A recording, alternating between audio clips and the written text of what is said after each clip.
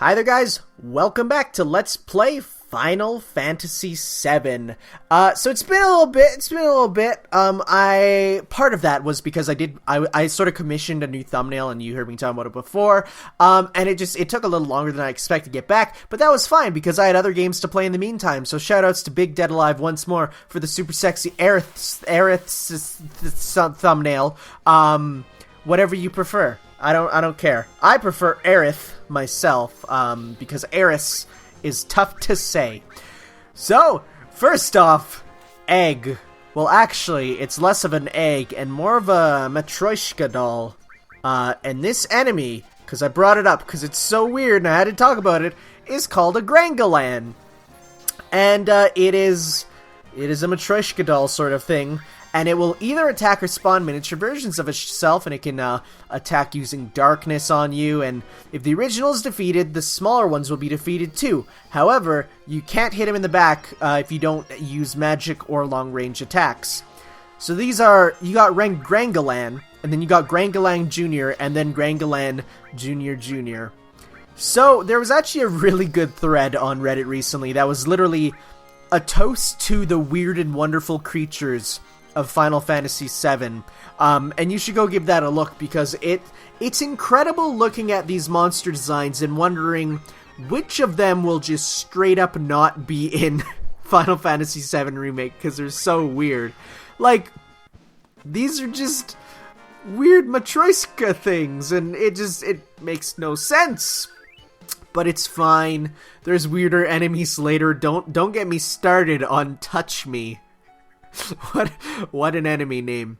So, we're out of Costa del Sol, and we're heading up the mountain to Mount Corel. So, I'm looking here, and I'm like, this place definitely looks like a mountain path. Bet you I should follow it. It's actually kind of nice how not even the game sort of telling you where to go. You just see this path, and you're like, okay, this is where I should go. And so that's where you're going. I decided to leave a battle with a second one in, because it's such a weird enemy, I can't just look at it once, you know? So, but in between parts, in terms of Final Fantasy as a thing, I watched Kingsglaive, which is the Final Fantasy 15 movie, to which I say, if you're a fan of Final Fantasy VII, you might enjoy some stuff in it quite a bit. I'm not gonna say that there's straight up a character from Final Fantasy VII appearing in it, because it is, and you can actually see it in the trailers and stuff. Also, quick misses because they're clearly floating. It's not like Pokemon where even if they float, they might be immune. No, it's like they are floating. So you should give that a watch if you want. I paid $20 for it to buy digitally, even though I already pre-ordered the version of Final Fantasy 15 that comes with the movie. But it's fine. I wouldn't mind owning it again. Triclops is what gives you darkness. Or it gives you death. I could be wrong. Maybe the small ones have different skills. I think that's actually petrification. Could be wrong. Don't know what. But no, Final Fantasy VII, Final Fantasy 15 Kingsglaive is a good movie. It's worth watching at least for just seeing how graphically amazing it is, because oh my god, is it beautiful at times. So go give that a watch. But first off, let's talk to this guy here. He's like, just chilling out, and this guy's amazed that we're talking to him. You know, it's like, yeah, it's like, what's up if you're amazed, you know? So some guy in a black cape passed by. Who could that be? And Cloud's like, my friends, it is probably Sephiroth, because no one else on this entire planet owns. No one owns a black cape except for Sephiroth. And why is Barret sighing? It makes you wonder. But this shot is beautiful with the sun peeking out. Oh, it's definitely the way these scenes are drawn are cinematically. Also, I accidentally pressed the wrong direction and went back. But okay, here's an example of the scale in Final Fantasy VII being off. We are way bigger than we should be here. But we also have some more enemies. We got these pufferfish dudes who are entirely unremarkable. But the big dude is called, Bagnadrana. Bagnadrana. That's what it's called. It's called a Bagnadrana. But in the Brady Games guide is accidentally referred to as a Bagnarada, but it's Bangjarana. What a dumb enemy name. So this character, this enemy, because it looks so big, I think it's supposed to be like a special enemy, but it's totally not. However, what you can do from it is you can steal diamond pins for red 13 from it, which are a good weapon. And if you use the morph materia, you can turn it into a guard source, which are those items in RPGs, you know, that up a stat. So you can literally turn him into a stat increasing item. I don't know how the morph materia works. I don't have it yet, and I don't know if I'm going to ever really use it much. But that seems really good. That seems like one of the meta things in this game, where if you want to do really good, you want to get it. Speaking of meta things, I've been playing Final Fantasy V quite a bit recently, which, as I've said before, is by far my favorite Final Fantasy game. It is just so heavily customizable in whatever way you want, and that's why I love it. And my only problem is I'm trying too hard to do all the systems of that game at once, because it's very much supposed to be a game that you play, and you play one style of your choice, but, like, you don't have to, you're not supposed to try and be a blue mage and everything, right? But I'm trying to, and it's actually getting a lot more difficult with this, that way, rather. And, oh boy, did you guys like Super Mario RPG? Because I look at this, and that is all that I see. I see so much Super Mario RPG here, it's hilarious. Because it's just like, the Mario RPG section where you're going on the tracks looks exactly like it. I mean, it's pre-rendered in the same style, so it makes sense. But here's a bit of an interesting minigame that, I wouldn't know on my first playthrough. So it's one of those things where, also here's the thing I'm doing here, where if you don't take your materia off of characters, then it does the thing where it's like, you can't use them, so you definitely want to take them off whenever you're not using the character. So, this minigame here, if you don't know that it's coming up, really sucks, because you can miss some decent items. And you know what I really, really hate? Missable items. So, essentially, as you go over certain parts of the track, you'll fall down. And what you have to do is you have to hold down circle and the right direction to fall into the proper items. And a lot of them are just like whatever items, but you can get some really good stuff, like a wizard staff or a star pendant, which, you know, they're not exclusive to this section, but you don't want to miss them. And even though the game tells you how to do it, it's a little confusing. And I kind of wish it wasn't thrown out of nowhere. I kind of wish there was an example one for you to try before you got to the items, you know? I'm sorry I didn't cut this out. I thought I cut out all the menuing, but maybe I saw this and it didn't look like much menuing, and there we go. We should be good, right? Now we're saving once more. Gotta get that good old security save. Those are always the best. So, let's walk on these tracks and see what's up.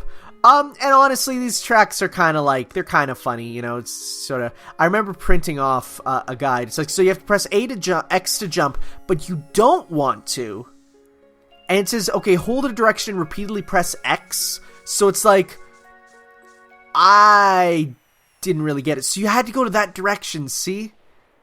You know? And it's like, and then you can't go back up and get him. You can't go sideways here. I'm trying. I'm like, can I go sideways? And you can't.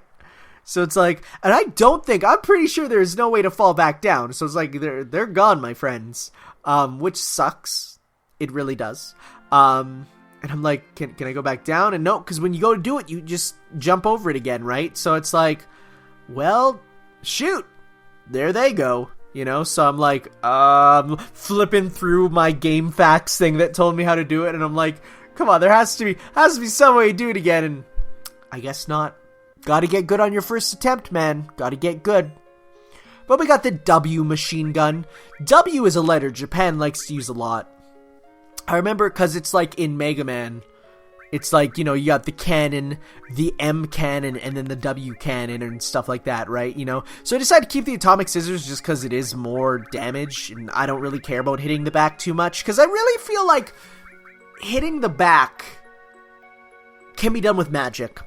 So it's like there's no huge purpose on using it to to make sure you can hit the back. Because, I mean, like, for instance, in this battle, you can't hit the papa bird till you kill all the little baby birds, right? Or the mama bird would make more sense.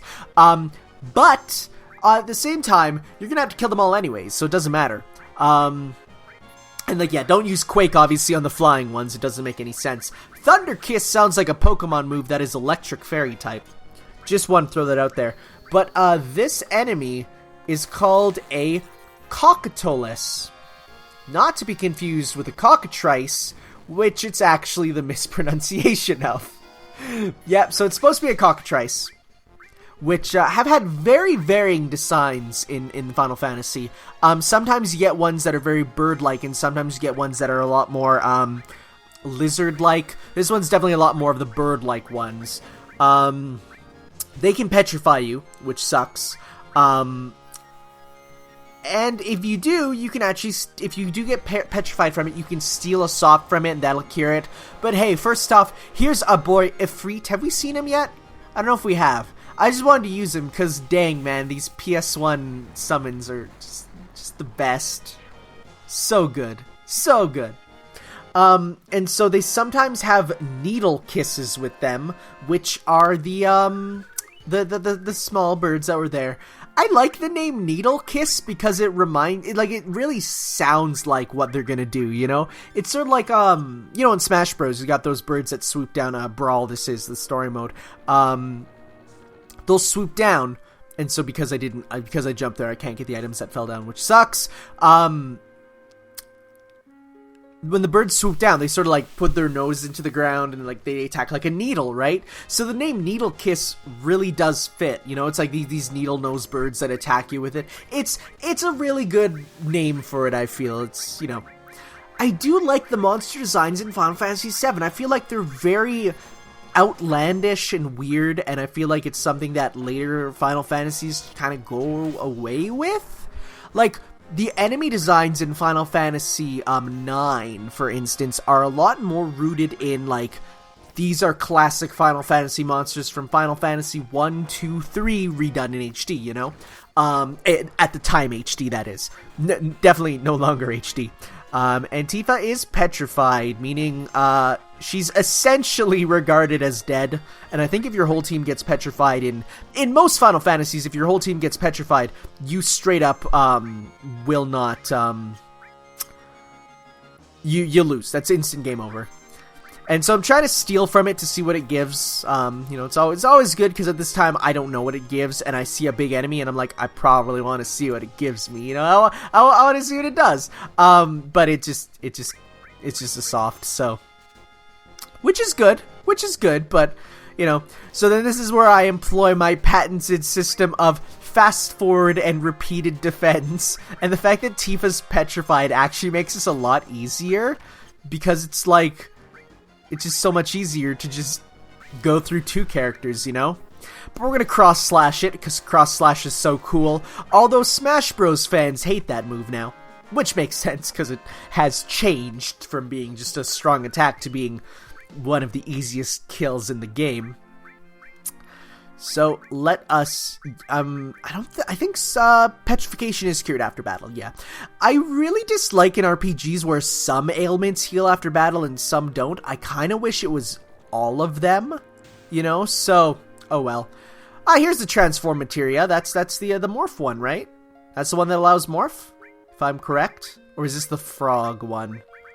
Let's see here. This one does, no, this one's not morph. This one lets you use Mini and Toad. So Mini lets you turn enemies or yourself back and forth from being tiny sized to being normal sized. So if an opponent uses Mini on you, to get around that, you use Mini back, you know? And Frog is exactly what it sounds like. You turn into a frog. And you have to play as a frog. Frog that matches the color of your character. And the thing is, enemies and bosses even, like, there's some that aren't immune to those status ailments. So, you know, maybe using a materia slot for one of them is not the best idea if you don't know. But if you do know there's a boss who is weak to it, like, yeah, you're going to want to use that, you know?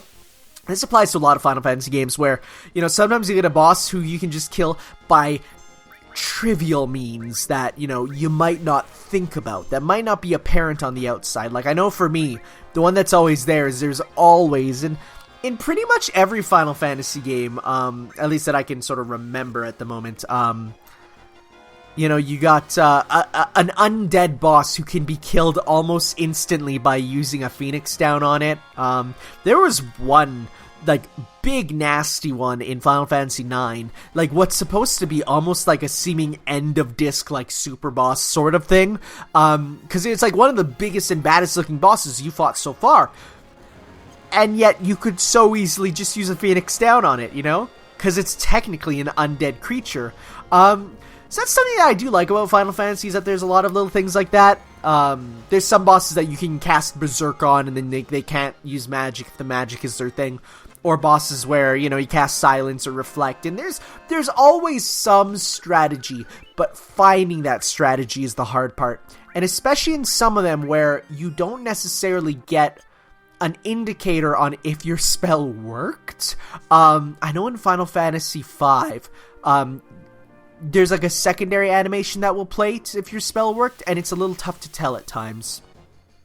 I do like how the rest of the party is down there and we're all working together despite being on separate teams. I think that's a really nice touch that not a lot of RPGs honestly do.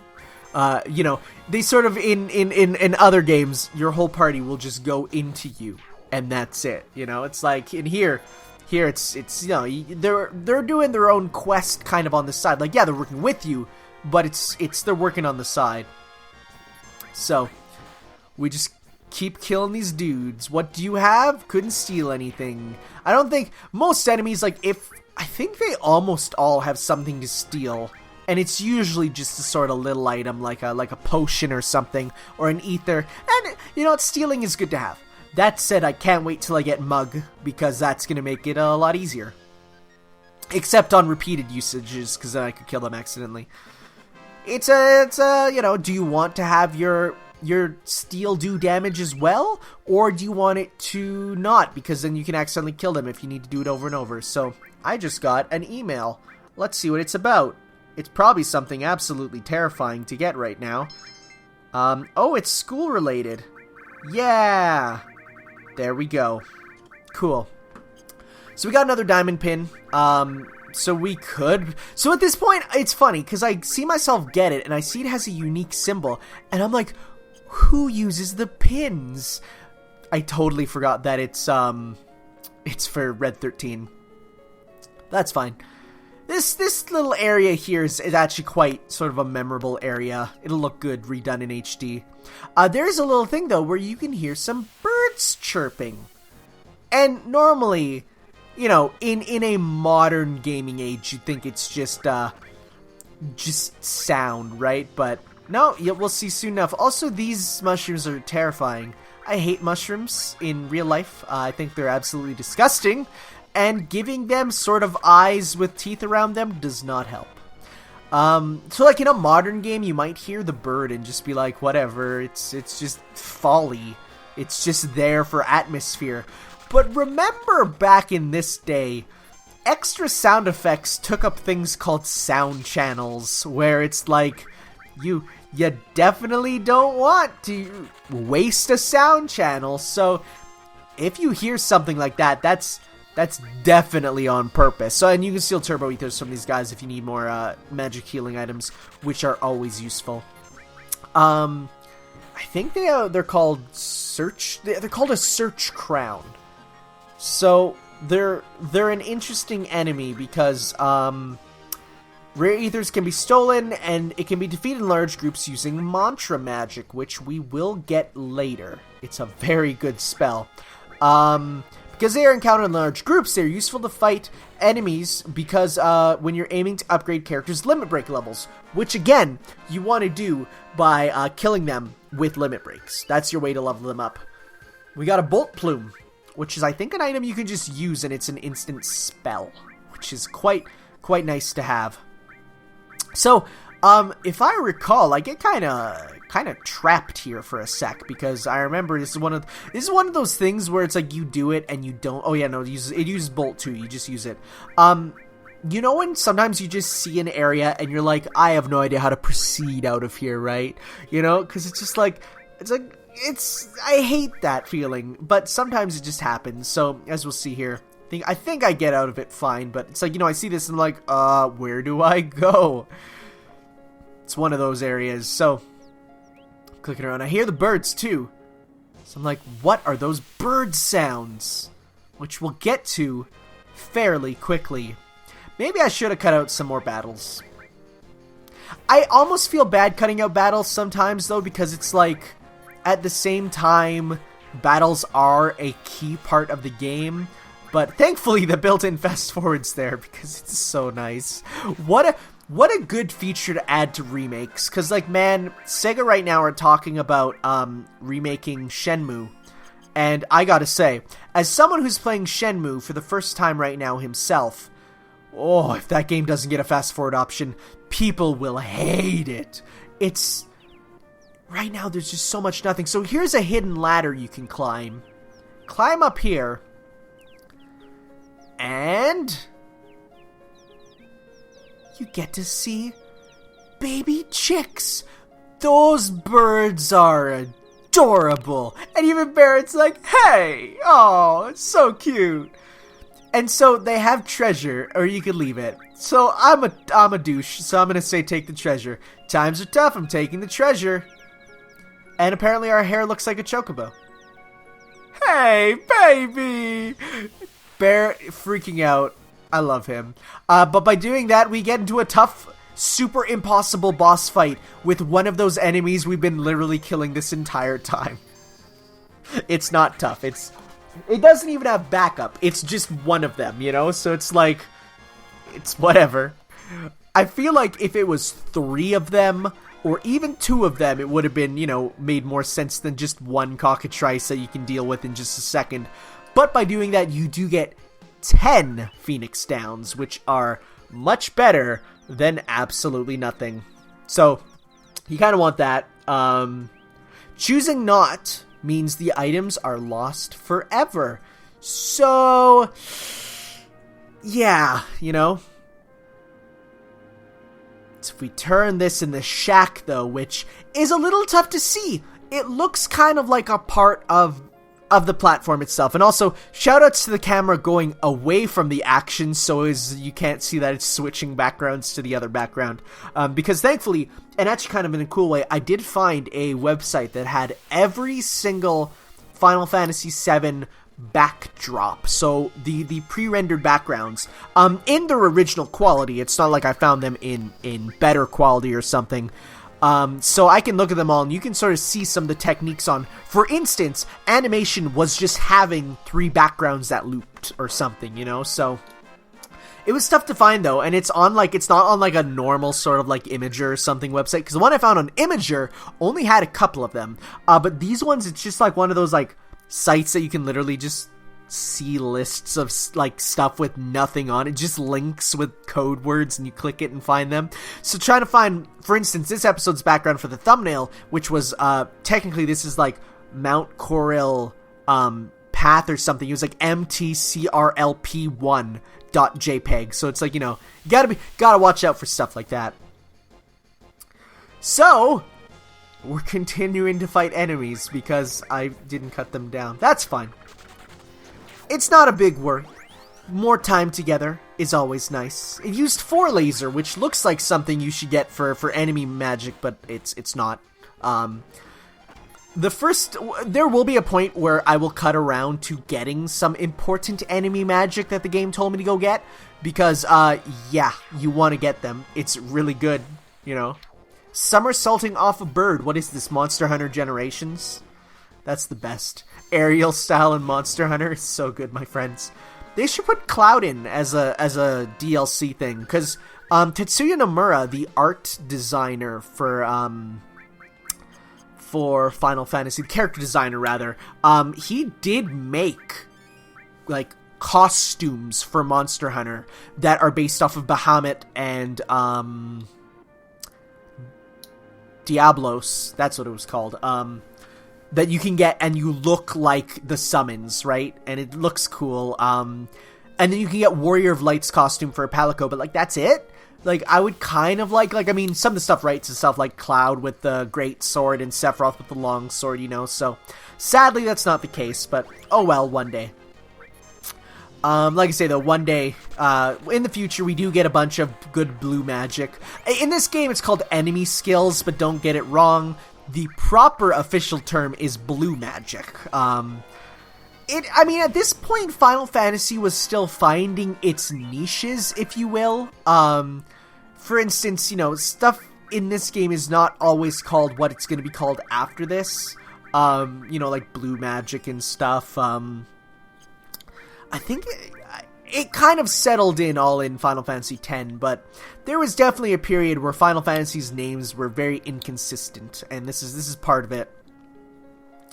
But we are at the bridge, which will be the final area for this part. The way that the background moves makes me want to throw up. And as much as it would have been cool to have a battle on the big bridge music theme playing here, sadly they're not really at that point where, hey guys, let's reference our previous works. That said, for Final Fantasy VII's remake, if there is not a battle with Gilgamesh in a bonus boss battle here, I will be very salty, because Gilgamesh does not appear in Final Fantasy VII, as far as I'm aware. Let me actually look onto that. Final Fantasy VII Gilgamesh. He might appear in one of the spin-offs. So it doesn't look like Gilgamesh ever really appears. But no, if you don't know, Gilgamesh is a character in Final Fantasy who is one of the only characters who consistently appears in multiple games as himself. So he appears in 5, I think in a remake of 6. Yeah, he definitely appears in the 6 remake. So all of his appearances are in Final Fantasy 1, where in the bonus dungeon of the GBA version, Final Fantasy 4, the After Years, Final Fantasy 5, 6, he does appear in 8 as a Guardian Force, that's right, 9, except he's really different in 9, 11, 12, 13, 2 is his best appearance ever, 14, Type 0, but the cool thing about him is he is the same character in every Final Fantasy game, canonically. He is a dimension hopper, you know, because the Final Fantasy games exist in the same multiverse. Some of them are in the same universe, like 7 and 10, but because they share a multiverse, you get some multi-dimensional things that cross over. And I love that. It's so good. But here we have a classic Final Fantasy VII enemy, the Bomb, which is just a big floating fireball with a face. I think bombs were in the original Final Fantasy, if I recall. I could be wrong about that, but they're definitely in at least 4 with the Mom Bomb and stuff. In some Final Fantasies, you gotta be careful with hitting them because they will grow with each hit, and if they get too big, they will explode and it does major damage, so be careful around them. In every time I encounter one in a Final Fantasy game, I'm always worried about what they're gonna do, but I think in this one, they're not too worrisome, at least now. They could probably get a lot worse later.